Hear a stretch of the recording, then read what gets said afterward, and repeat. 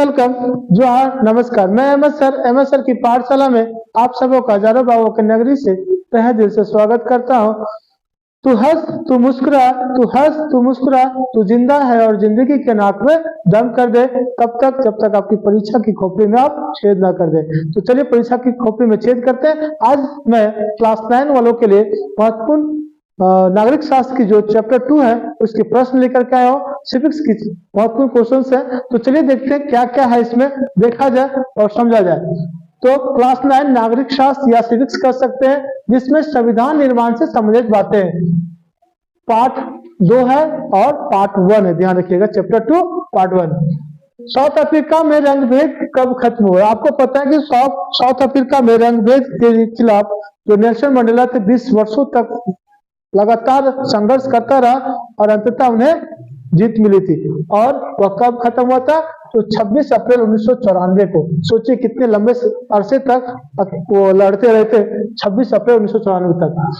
संविधान सभा में कुल कितने सदस्य थे? तो 299 सदस्य थे। संविधान सभा आपको पता है कि कैबिनेट मिशन आया था, जिसमें कहा गया था कि भारतीयों को संविधान निर्माण के प्रोसेस में गुजरना है। इसके लिए चुनाव होना था, तो चुनाव होने के लिए 299 सदस्यों को चयन किया गया था। तो ध्यान रखिएगा, ये 299।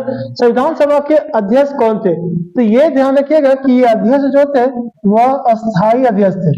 आपसे ये भी प्रश्न पूछ सकता है कि संविधान सभा के अस्थायी अध्यक्ष कौन थे? तो संविधान सभा के अस्थायी अध्यक्ष डॉक्टर राजेंद्र प्रसाद थे। अस्थायी अध्यक्ष कौन थे? अगर प्रश्न आएगा तो जवाब देते हैं, नहीं तो आप बताते हैं। प्रारूप कमेटी के अध्यक्ष कौन थे? तो प्रारूप कमेटी, जब संविधान का निर्माण हुआ तो उसमें बहुत सारी कमेटियां, बहुत सारे संघ बनाया गया था, जिसमें संविधान की रूपरेखा तैयार करने की जिम्मेदारी प्रारूप कमेटी की थी। और प्रारूप कमेटी के ही हेड थे या अध्यक्ष थे बाबा साहब भीमराव अम्बेडकर। तो प्रारूप कमेटी के अध्यक्ष कौन थे? BR अम्बेडकर। आपको मैं एक प्रश्न दे रहा हूं इसमें होमवर्क कि इस प्रारूप कमेटी में BR अम्बेडकर के साथ कितने और सदस्य थे, ये आपको कमेंट करना है। सदस्य भी थे सहयोगी में। नेल्सन मंडेला को कब जेल से छोड़ा गया था? तो 1994 के वर्ष में जब रंगभेद की नीति समाप्त हुई तब वो छोड़ा गया। अब अफ्रीका के ये पहले अश्वेत राष्ट्रपति भी बने थे। बेरोजगार लोगों के लिए बेरोजगारी भत्ते की व्यवस्था करना किससे संबंधित है? तो राज्य के नीति निर्देशक तत्व से संबंधित है।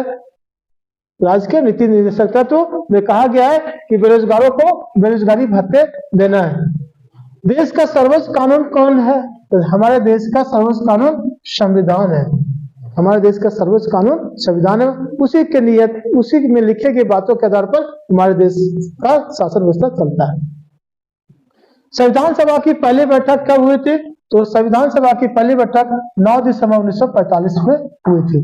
उस समय अस्थायी अध्यक्ष चुना गया था इन्हें सच्चिदानंद सिन्हा को।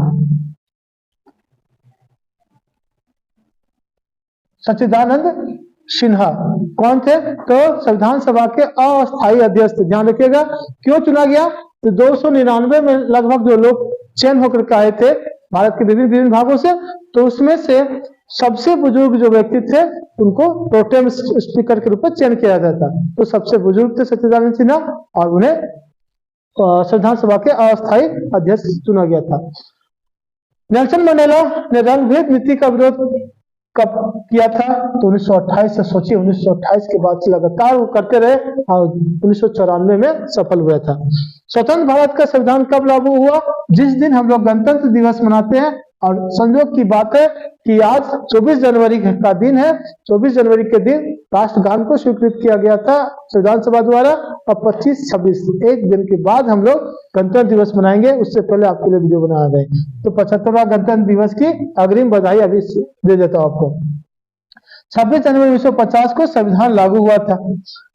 उद्देश्य प्रस्ताव किसके द्वारा दिया गया था? उद्देश्य प्रस्ताव जवाहरलाल नेहरू के द्वारा दिया गया था, जो भारत के प्रथम प्रधानमंत्री के रूप में चयन किए गए थे। ये एक संघ समिति था, उसके भी अध्यक्ष थे, बहुत सारे का अध्यक्ष थे ये। तो उद्देश्य प्रस्ताव जवाहरलाल नेहरू द्वारा दिया गया था। सरकार किसी भी धर्म का पक्ष नहीं लेगी, यह संविधान का कौन सा निर्देशित मूल्य है? तो यह संविधान में यह कहा गया है, धर्मनिरपेक्षता का मूल्य दर्शाता है कि भारत एक धर्मनिरपेक्ष देश है। विश्व का सबसे बड़ा और लिखित संविधान किस देश का? विश्व का सबसे बड़ा लिखित संविधान भारत का ही है। किस देश को 1980 में अल्पसंख्यक गौरों के शासन से मुक्ति मिली थी? तो वह था अफ्रीका। किस वर्ष भारतीय संविधान की प्रस्तावना में धर्मनिरपेक्ष शब्द जोड़ा गया था? 1976 में धर्मनिरपेक्ष जोड़ा गया था। इसके बारे में और बातें अगले वीडियो में मिलेंगे। तब तक के लिए मैं इजाजत लेता हूं। धन्यवाद।